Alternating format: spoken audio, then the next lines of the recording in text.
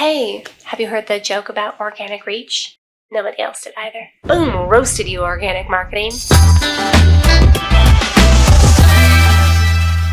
Hi, I'm Morgan, a digital marketing specialist here at Life Marketing, and today I'm going to talk to you about how to advertise your small business in the digital world.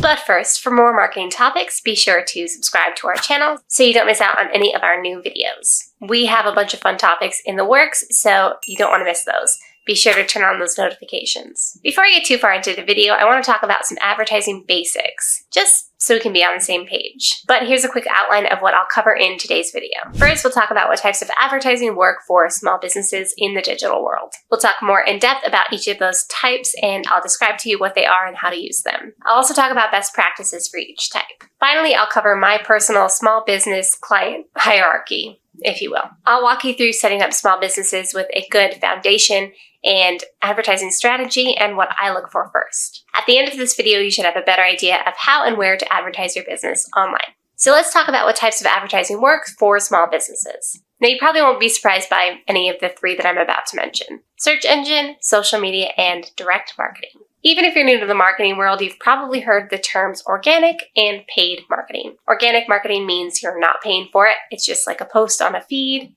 And paid marketing obviously means that you're paying for the placement of that ad. And as a small business, you may be wondering, should you focus on your paid strategy or your organic strategy first? Now, that's a great question that you just had. You really need to be doing both. And you're probably doing one right now. Even if you're not running paid ads, you are advertising your business in some way. Unless you're a brand new business, then this doesn't really apply. You'll need a combination of organic, which is unpaid, and paid advertising in order to be most effective for your business. Stick around for an example of how I helped a small business client of mine take up a ton of real estate on Google, so much real estate, in fact, that their business was the only one that you could see on the search page. So let's go over those three main ways to advertise your business in the digital world. First was social, second was search, and third was direct marketing. Let's talk about those search engines first. Now, you may be surprised, or not if you've hung out with me at all, that Google is not the only search engine out there. And I know that you may be thinking, yes, Morgan, we know about Jeeves, and we know about DuckDuckGo, and we know about Bing. We get it.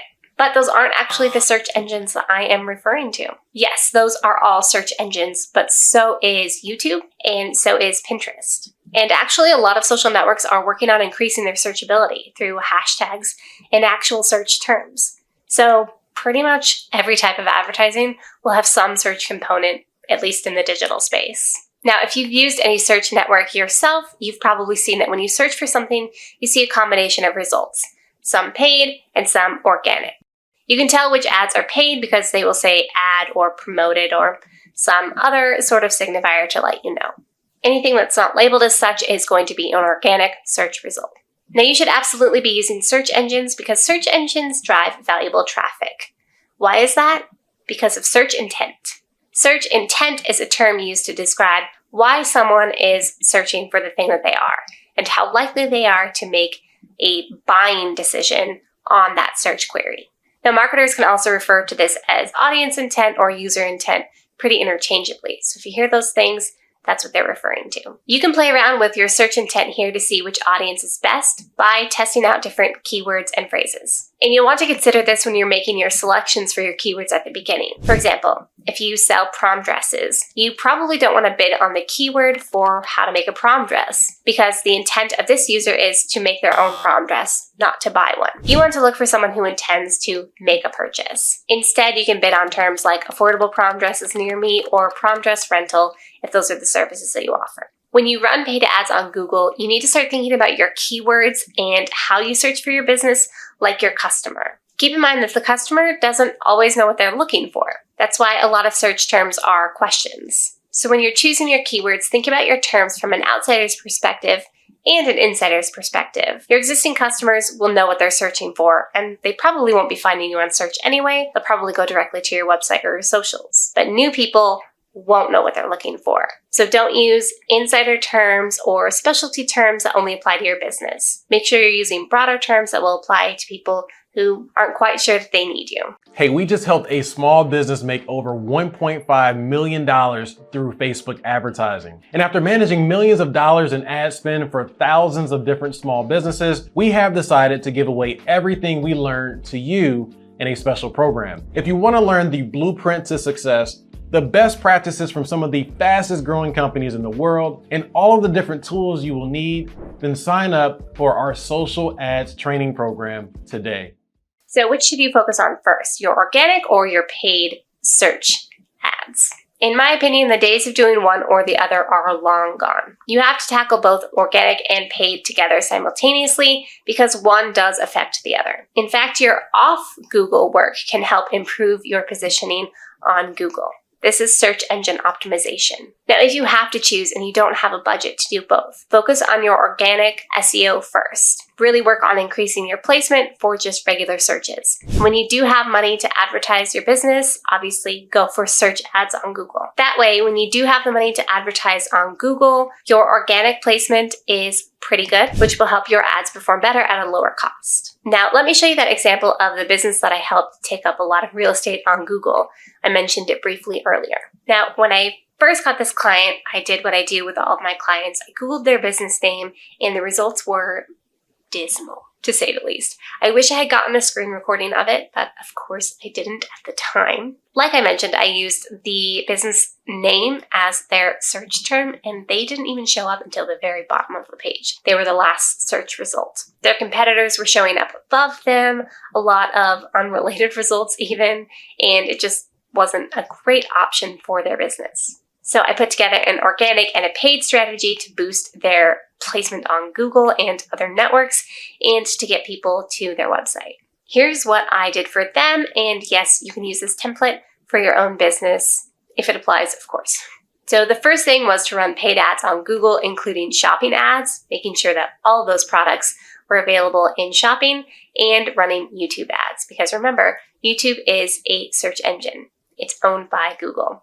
And also your YouTube videos show up in Google results. Second thing we did was improve organic placement by doing a lot of on-site SEO or search engine optimization. Now this does take a bit of time. Once you make all of these changes, which take time to implement, it also takes time for the search engine bots to crawl it and for everything to index properly and for these changes to take effect. So it's an investment of time that you should do at the beginning when you're working on all the other things so that that can just kind of work in the background. The third thing that we did was optimize all the social profiles so that those show up on search as well. The fourth was to aggressively post organic content daily on each of the following platforms: Facebook, Instagram, Pinterest, and YouTube. We also ran paid ads to each of these platforms at the same time that we were running Google ads. The fifth thing we did was increase our video production. We did this for a couple of reasons. The first is to take advantage of the social networks favoring video so that we can reach more people for a lot less money. The second is because, remember, like I said, those YouTube videos show up in search results, and YouTube is a search engine. So we can find a totally different crowd there by producing more video and optimizing those video descriptions and titles for SEO.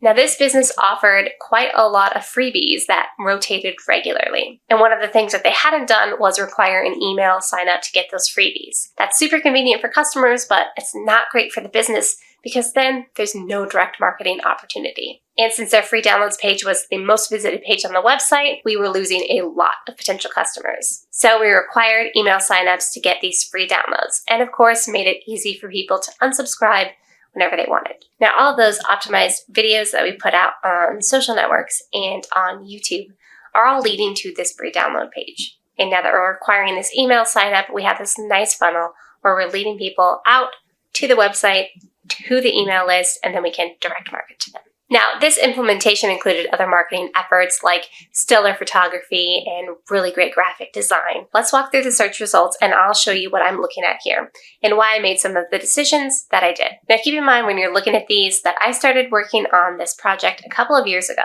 So this does take time to grow and it will take time to see results. Okay, so let's look at the first page of this Google search result. Now, I've blurred out the name of the company for their privacy, but it is just their company name. Now, if you'll notice as we scroll here, every single result is for this company. I want to specifically point out this giant ad that takes up the entire screen. These things down here that are kind of indented, these are extensions. And they're not required to run your ads. They're an optional thing that you can do, but you can see their value here.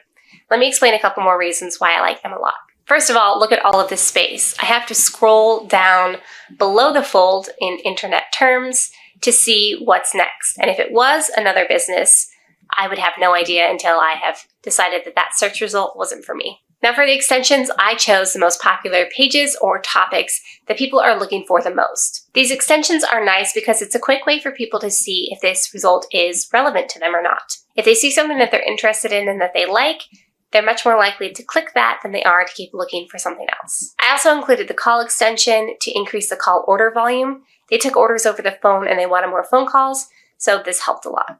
As we're scrolling down this page, I hope you notice the YouTube videos that are showing up. These are coming from that business's YouTube channel, and each of the titles and the descriptions of these videos have been optimized for SEO. Now these Q&A type snippets here are auto-generated from Google. Google uses the information on your website to determine whether your answer should show for this question or not. There is some debate about whether it's nice to show up here or not. This does give you more real estate and kind of leads to your credibility, but it could also prevent people from clicking to visit your website if they got the answer that they were looking for, which does limit your traffic. These are actually a developing situation with Google and a lot of countries around the world. Google is actually in a debate with a lot of countries and businesses about this practice of grabbing information from websites and displaying it without having to click. So we'll see how this develops over time. Now, I use this example to show you how important all of your advertising efforts are, but especially to illustrate that it's important to take the time to fully set up your search ads. You really want these to be as good as possible. You don't just want to throw something up to get something out there. I also wanted to show that your cross-platform work is going to help you. All of the hard work that you did on YouTube is helping you in your search for Google, and the same on your social sites. And if you use the method to create a funnel like I talked about before, where you're leading people to one page to your email list so that you can direct market to them, this will be even more beneficial for you. Now, I did want to note really quickly that for this client, remember that we were competing for a branded term. It was literally their business name. Now, depending on the term that you're bidding on, this process will take a lot longer or will not be possible. It may not be possible to be every single result on a page, but you can definitely try your hardest. Let's talk now about social media. Now, I'm not going to get into network specifics like tutorials on how to do everything, just for the sake of time and organization in this video. Plus, we have a lot of really great videos in our library that already show you how to do all of those things. If you're looking for a specific topic or help on something and you don't see it in our library, let us know in the comments and we'll work on a video for you. So instead of getting platform specific, I'm going to talk about advertising your small business on social in general, and I'll include best practices. So what is social media advertising? Social media advertising is just like it sounds like. Advertising your business on social media, you got it. In 2021, we're doing this using a combination of strategies, paid and unpaid. Regardless, these strategies work to promote your product, your service, or your experience and connect you to your customers. So what advertising strategies should you use on social media? Like we did in search, we want to use a combination of strategies here to find new and existing customers. Like with search, you have options. Organic social media marketing could look something like this. Posts about your product, tagging your product for shopping in images or videos, sharing links to your store in your stories or your bios, answering customer questions, comments, or replying to DMs. And it can also look like content creation and consistent publishing. Now, your paid social media advertising can look like paid ads, obviously, that promote your page, your app, your website, your email list, a product, anything that you can think of. Now, these can be single images, they can be carousels, up to 10 on Facebook and Instagram at least, and they can be videos. Vertical full screen videos are currently doing the best pretty much across the board. Your paid social media advertising can also be just from your business, or you can use influencers, employees, or customers to help you. Now let's talk about direct marketing. Direct marketing is what it sounds like, but here's a definition that I liked when I searched the term on Google. Direct marketing consists of any marketing that relies on direct communication or distribution to individual consumers rather than through a third party such as mass media. So direct marketing can include email, text messaging, mail, yes, like those flyers that you keep getting from the dentist. Or is that just me? Okay. It's like 6 now. Another form of direct marketing can be social media. Since I covered social media as its own topic because it's a beast, I won't talk about that in this section, obviously, but it is considered a form of direct marketing. Of those listed above, I would recommend that you focus on email and social media marketing first, of course, and text messaging and mail would be third and fourth, respectively. Text messaging and mail are more expensive forms of direct marketing, but they can be effective if you have the budgets for them. So don't write them off at all, but I don't usually recommend them for beginning small business marketers. So let's talk about email advertising, since this is our most viable form of direct marketing for small businesses outside of social media. When you advertise an email, you're sending a message directly to your customer. And yes, you're sending this to every customer on your list, but your customer is experiencing this as a one-on-one interaction. You may not think so, but email advertising is still hugely effective. In fact, I did a whole video on email marketing if you'd like to check that out. There's some fascinating statistics and a lot of useful information there, so highly recommend it. Now, in order to run effective email marketing campaigns, you need to follow some best practices. First of all, you need to spend the time to create quality emails. This includes the graphics, the photos that you use, any videos that you link out, products that you show, and of course, your copy. Second, you need to balance selling all the time and entertaining, informing, or engaging with your audience. Obviously, you should be using direct emails to sell directly to people, but that shouldn't be the only thing that you do. Otherwise, people will start ignoring your emails and stop opening them. Now, you also need to send these emails consistently. 1 to 2 times a week is a great amount when you're starting out. And finally, you'll want to test to see which emails are performing better. This is called A/B testing or split testing, and most mail platforms will have this option built in for you. Now, if you're wondering what types of emails you're going to be testing, here is a list of the first few emails that I like to create for a new client of mine, even if they've done some email marketing before. The first email should include a warm welcome, an introduction to your business, and a coupon code or whatever it was that you enticed the user to turn over their email address for. If you promised a coupon code or a freebie or something like that in exchange for this email address, you'll want to send the first email in this series within an hour after the person has signed up. If it's for a freebie or a coupon code, you want it to be even quicker than that. Emails 2 and 3 can highlight your most popular products, services, or experiences, or the things that you would like more attention to be focused on. Maybe it's a product that you would like to perform better or a new service that you're offering. These emails should balance educating, entertaining, and selling to your audience. You don't want to put them off at the beginning by being too pushy. The final email in the series should be an invitation to act. This can be an abandoned cart email, an invitation to engage in some way, or some other call to action. Now, this next step that I like to do is also an automated sequence that can just kind of run, that you don't have to send out manually or schedule repeatedly. These are abandoned cart series. I like to send 3 emails in my abandoned cart series. I'll send the first one an hour after the cart has been abandoned. I'll send the second one a day later, and then the following 3 to 4 days after the second. In my final email, I will include a coupon code, whatever the client is comfortable with, to encourage that purchase. Now, the third type of email that I like to send out for my new clients is an education type of email. This one focuses on answering questions, sharing a tutorial or a tip, highlighting some fun facts about your business, your product, or your service, and just preparing your customers to buy.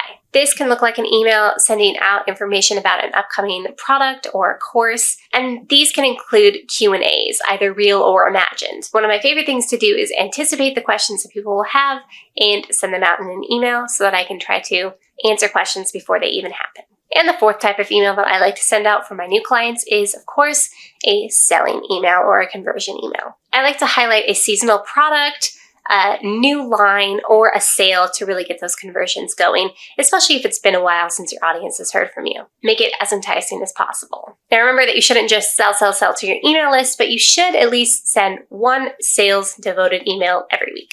Unless you only send emails once a week, and then I would send a sales email once every other week. You should experiment with different content types and placements in your emails too. I found that mixing up the emails and varying what type of content I'm going to put in and in what order helps keep engagement rates high. The audience doesn't get used to the same format and the same delivery every time, so they keep checking and opening their emails. It'll be really important for you to monitor your analytics, like your open rates and your conversion rates, and really check those click maps to see what people are clicking on. As a new business, you have to prioritize all of your advertising ideas and strategies because you just can't do everything all at once. So here's my preferred way to lay the groundwork when I get a new client. This is my process. It works really well for me. Everyone that works in digital marketing will have a different process, but this might be helpful to you if you don't know where to start. Remember, you can also take the format that I used for that client in the example that I showed you for search engines. This one is slightly different because it's considering all three of the categories that we talked about today. So my personal small business hierarchy, how I decide what to work on first for small businesses is this. The first is work to establish a good search engine presence. I'll improve on-site SEO and put out an action plan to create more SEO-friendly content like blog posts or videos. Then we'll improve off-site SEO. This is on things like social networks, those profiles are important, and on your blogs, third-party websites, and other search engines like YouTube or Pinterest. Next, we'll run paid search and video ads and shopping ads if you sell products.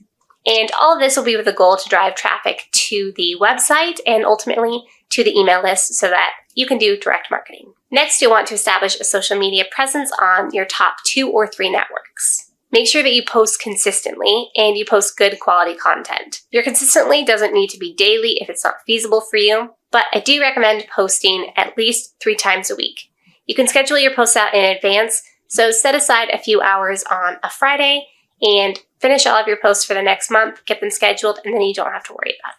You also want to make sure that you run page like campaigns so that you're getting new people to your pages and you're getting those follows so that people are actually seeing your content. Make sure if you sell a product that you're running shopping ads on the social platforms. These work really well and are converting wonderfully.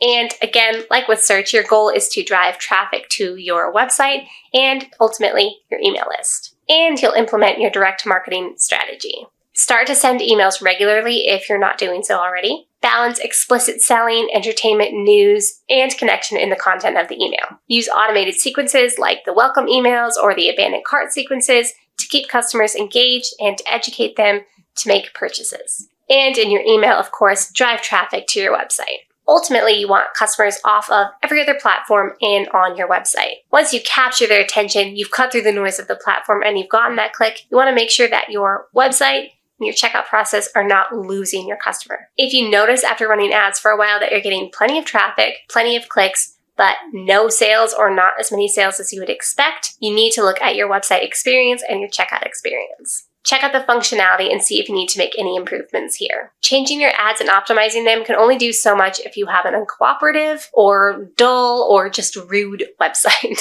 And some websites are just rude. Okay, your mind might be racing with great ideas, but you also may be wondering if you should do this by yourself, this advertising thing. As a small business owner, you do have a lot going on, and running ads takes more than just setting them up on the platform and watching them to make sure they don't go bonkers. So what else do you need to consider when you're advertising? Your graphics need to be high quality and eye-catching. You need to have great copy. You need to know how to properly set up and schedule your ads. And of course, you need to monitor your ads for their performance and make adjustments as you go. You also need to review analytics to see how your campaigns performed and what changes you need to make for new campaigns. If you're currently doing this all by yourself as a small business owner, honestly, I'm not sure how you're managing. You might be a superhero, so you should look into that. I mean, content creation itself is a full-time job on top of everything else that you have to do as a small business owner. Great small business owners know when to outsource work and when to take on roles for themselves. I recommend you hire a marketer. This could either be in-house or a freelancer, or you work with an agency like Life Marketing to help you create quality ads and help you properly set them up, monitor them, and analyze them after they're done. If you want to know how the process works, give our business development team a call. I'll put the phone number on the screen. That way you can ask them any questions that you have.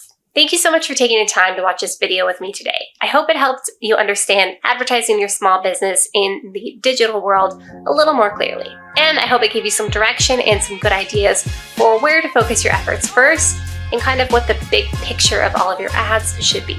I'll be bringing you more great digital marketing content soon, so give this video a thumbs up if you liked it and let me know what you would like to see next in the comments. Thanks so much for watching. See you later.